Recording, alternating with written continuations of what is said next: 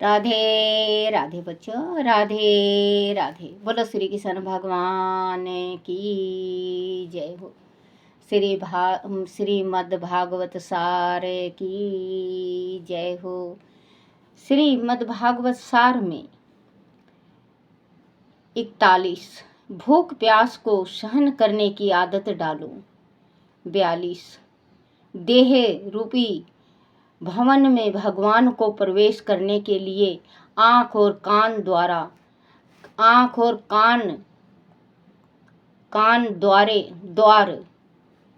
के समान हैं। 43 आँख और कान दोनों को पवित्र रखो। 44 परमात्मा जिस स्थिति में रखे उसी में संतोष मानकर ईश्वर का स्मरण करना चाहिए। 45 भगवान को देह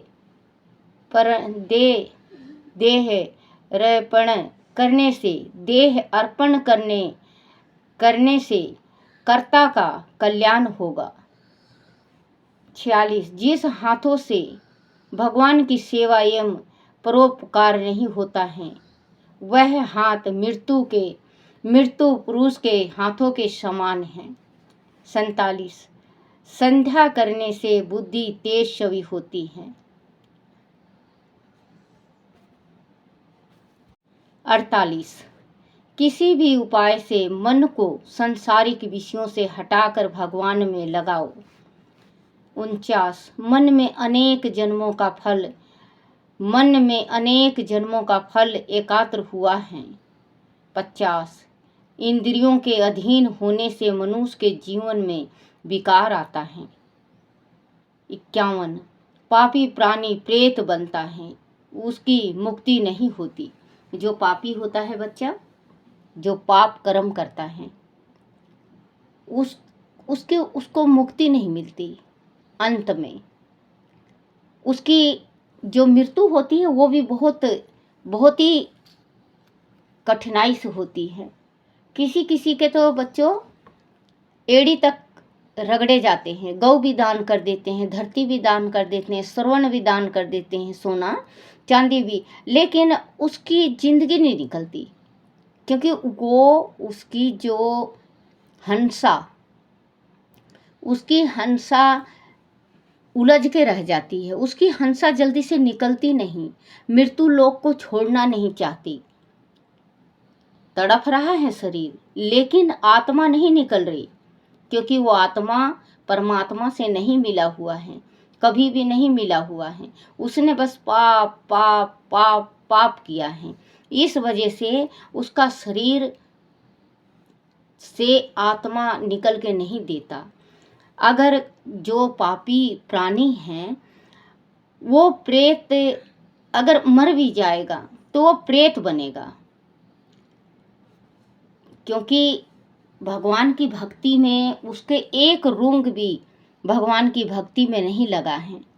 जिसने भगवान को ध्याया नहीं, कोई होता है ना बच्चों संसार में, कोई ऐसा होता है कि जीवन से लेके अंत तक कभी राम का नाम नहीं जपता, कभी भी नहीं जपता, वो चंडाल काम करता है।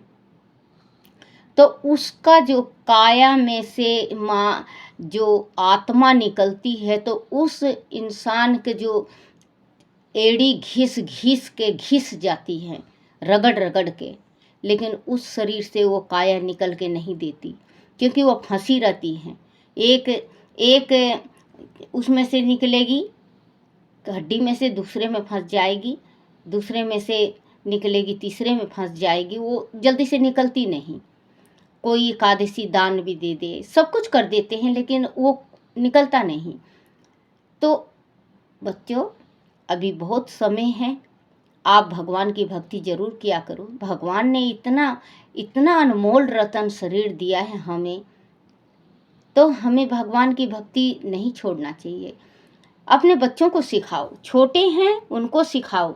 आप सिखाओगे, अभी कच्ची मिट्टी है वो, कि कच्ची मिट्टी को जिस रूप में ढालोगे वही रूप बन के खड़ा हो जाएगा। आप उसको भगवान का आकार दे दो, भगवान बन जाएंगे। मिट्टी अगर मिट्टी में अगर आप थाली बनाते हो थाली बन जाएगा, बर्तन दीवा बनाते हो दीवा बन जाएगा, मटका बनाओगे मटका, सुराही बनाओगे सुराही, होका बनाओगे होका। जो भी चीज़ आप बनाना चाहो कच्ची मिट्टी में वही बच्चों का नेचर होता है, कच्ची मिट्टी होते हैं।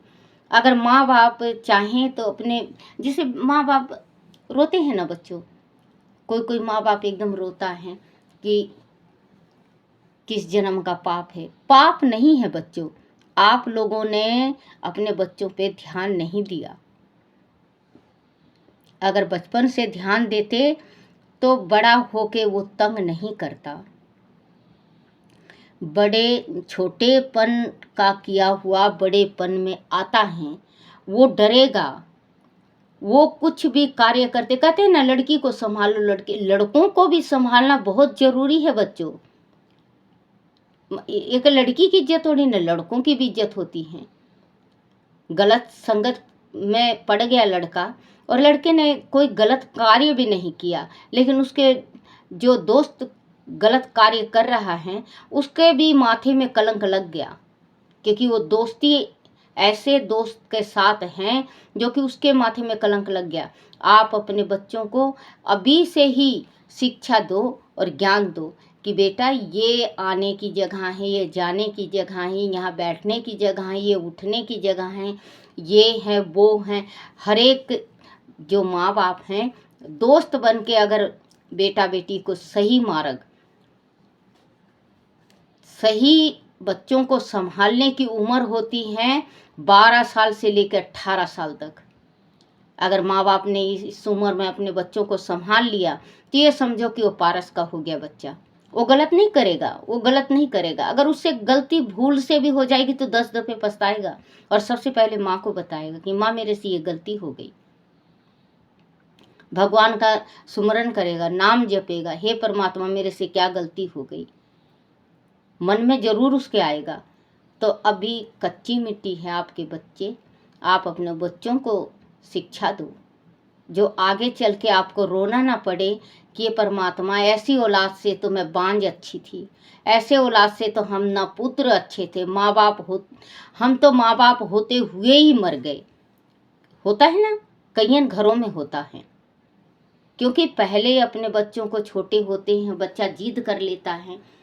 बच्चा अगर जिद कर ले, बच्चों आज मैं एक ज्ञान बता रही हूँ, बच्चा अगर जिद कर ले, एक चीज़ के वास्ते जिद कर लिया, आपने पूरा कर दिया, वो बच्चा बार बार जिद करेगा और आपको तंग करेगा और आप परेशान होके चाहे कहीं से भी ला के दोगे, ला के देना पड़ेगा। अभी वो आपको तंग कर रहा है, फिर आगे चल के अपनी पत्नी को करेगा, बच्चों को करेगा। उसकी जिद, पहले बार की जिद जिस माँ बाप ने भी, कई माँ बाप भी होंगे जो अपने बच्चे के जिद पूरी करे हैं और लास्ट में पछताए हैं। तो अपने बच्चों की जिद कभी पूरी नहीं करनी चाहिए। जिद ऐसी जिद करो, पढ़ाई का जिद हो, खेल का जिद हो, कुछ कार्य का जिद है, हाँ जब करो। ऐसी जिद पूरा मत करना बच्चों जो आगे चल के आपको पछताना है। जैसे मान लो आजकल के बच्चे हैं, 12-14 साल के बच्चे हुए, मम्मी मुझे 5,000 रुपये दे दो, आज मेरा जन्मदिन है। माँ बाप खुश होकर 5,000 रुपये उस टाइम दे देते हैं। वो बच्चा बढ़ता बढ़ता 15,000 से 20 पे 30 पे 50 पे लाख पे ऐसे करते करते घर बर्बाद कर देगा। अगर मेरी बात बुरी लगे तो हाथ जोड़ के प्रार्थना है कि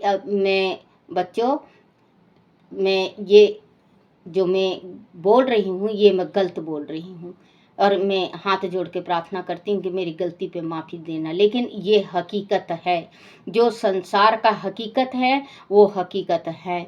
बहुत घर तबाह और बर्बाद इसी वास्ते हुए हैं कि उनके माँ बापों ने उनकी फरमाइश पूरी की और उनकी फरमाइश होते ही अपने बच्चे को खो दिए। ये सोच लो आपने अपने बच्चे की फरमाइश पूरी कर दी, आपने खो दिया। हाँ, बच्चा अगर जज बनना चाहता उसकी फरमाइश पूरी करो, बच्चा कोई खेल में जाता है उसकी फरमाइश पूरी करो, बच्चा कोई ऊंचा कार्य करता है जो आपका नाम रोशन हो, उसमें आप पूरा करो। ये नहीं कि बच्चा कुछ भी कर रहा है ठीक है, बच्चा लड़के आ गया, बच्चा का हिमांती बन जाओ कि हाँ हमारा बच्चा ऐसा है। आज थोड़ा छोटी सी लड़ाई करके आएगा, काल बड़ी लड़ाई करके आएगा, परसों खून करके आएगा। आप इस चीज़ का गांठ बना लेना बच्चों। अगर आज छोटी सी लड़ाई किया है, अपने बच्चे को धमकाओ, डांटो, मारो, नहीं ये बात गलत है। आपका बच्चा बिल्कुल नहीं बिगड़ेगा बच्चों, बिल्कुल नहीं बिगड़ेगा। जो कहते हैं ना कि श्री राम जी के जैसे आदर सत्कार करने वाला पुत्र हमारा हुआ है, श्रवण के जैसे मेरा पुत्र है।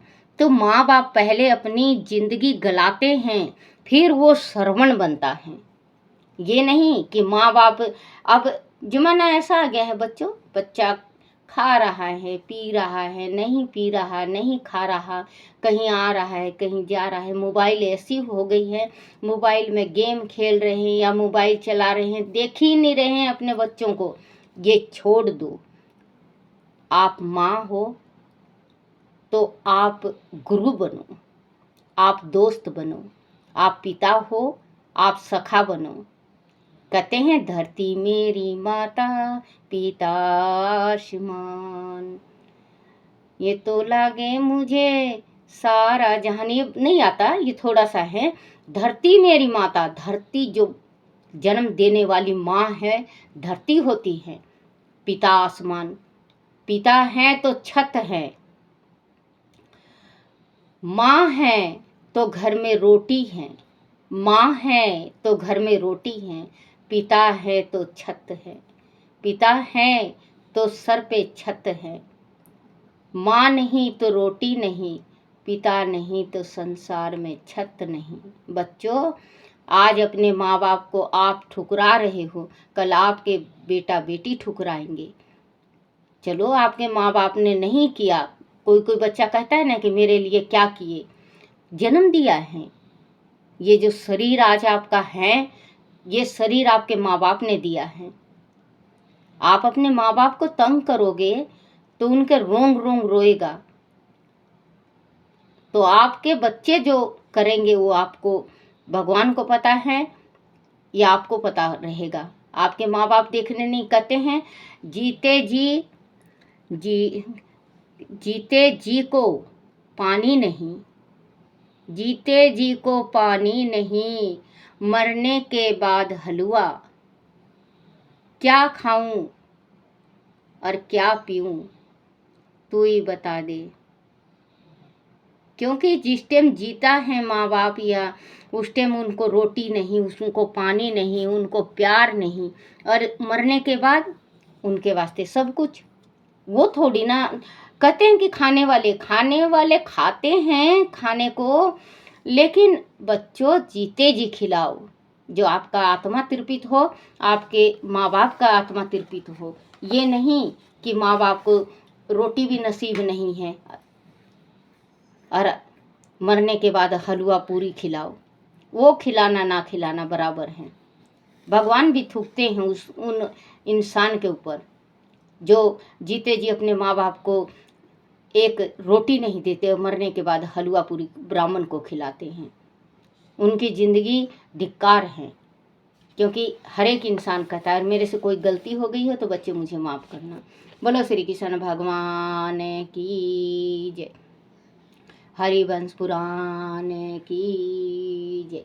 इंद्र व कृष्ण की प्रवेश योजना, हे राजन तब ब्रजनभ मन मारकर अपनी पुरी में लौट गया।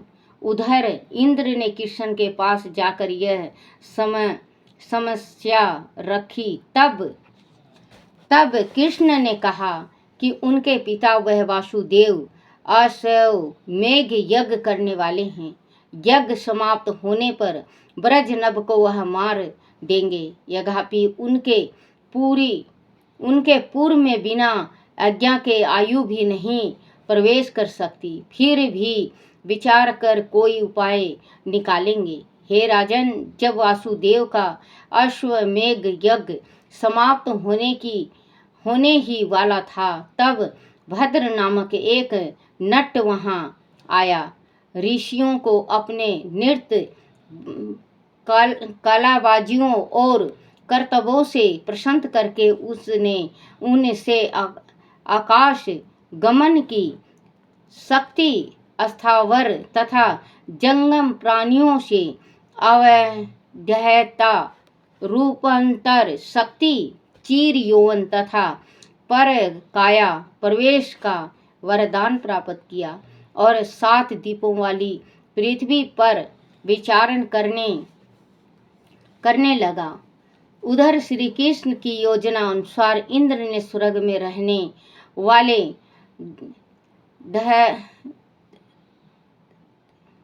धृतराष्ट्र नामक हंसों को ब्रजपुर में वहां वह यह कह कर भेजा कि वह ब्रजपुर के अंतपुर की झील में निवास करें और अवसर मिलने पर ब्रज नभ की चंद्र प्रभा जैसी परम सुंदरी पुत्री प्रभावती का मन प्रमुख के रूप, यौवन, गुण तथा पराक्रम आदि का वर्णन कर प्रमुख की ओर आकर्षित करें। तब उन्हें हंसों ने ऐसा ही किया। इस प्रकार प्रमुख की ओर आकर्षित हुई वह प्रभावती हंसों से बोली, विष्णु ने पृथ्वी पर कृष्ण अवतार लिया है, वह तो मुझे नारद जी से ज्ञात हुआ था। उनके पुत्र प्रमुख से मेरा विवाह हो, इससे उत्तम और क्या हो सकता है। मैंने तुमसे पूर्व भी प्रमुख द्वारा अम्बरासुर को मारे जाने का वृत्तांत सुना है। तभी से मैं उन्हें महावीर के पराक्रम पर मुग्ध हूँ। किंतु मेरे पिता दैत्य ब्रजनभ प्रबल देव विरोधी हैं। फिर भला देव विष्णु के पुत्र से मेरा विवाह किस प्रकार